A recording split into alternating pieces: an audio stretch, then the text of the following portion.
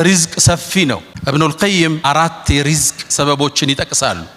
አንደኛው ቂያሙል ለይል ይላል። ከሌሊቱ ተነስቶ ሰዎች ተኝተው አላህን መመሳጠር የደጋግ ባሮች ሱና ደእቡ ሷሊሒን ቀብለኩም የአላህ ባሮች ከሱብሒ 1 ሰዓት በፊት አታጣቸው። በጣም ደግ ሲሆኑ 2 ሰዓት በፊት አታጣቸው። ከሌሊቱ ጊዜ የሌለው ሰው ቀን ላይ ለመድመቅ እንዳያስብ። አላህ ጋር ብቻውን ሚስጥር የሌለው ሰው ትርጉም የለውም። ቀን ላይ ብቻህን ማየት ይፈልጋል አላህ እውነተኝነት። ቂያም ለይል ኢንሻአላህ ተሰግዳላችሁ አቃሉ እና በርታት እና ጠንክራት ሰዓቱን ትንሽ እንጨምረው።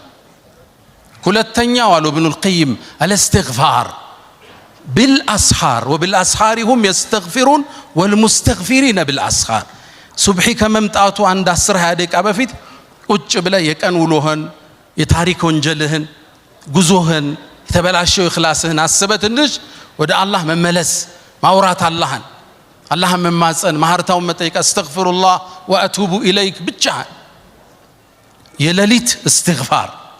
ሶስተኛ አሉ ኢብኑል ቀይም في زاد المعاد ሶስተኛው አሉ ሰደቃ ነው አሉ። ሰደቃ መስጠት ያወጣው አይጎልም። وما انفقتم من شيء فهو يخلفه ምንም ነገር አትሰጡም የተካውት ቢሆን እንጂ። አሁን ብዙዎች ያወጡ መሻይኾቻችን አሉ አይደል?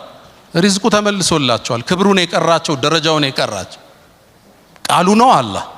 ያውም አሉ ነብዩ አለይሂ ሰላቱ ወሰላም ما نقص مال امرئ من صدقه ካሉ በኋላ በል ተዚድ ይጨምረዋል እንጂ አሉ ነብዩ አለይሂ ሰላቱ ወሰላም። መስጠት አያጎልም። ሲጎልብህ ስጥ።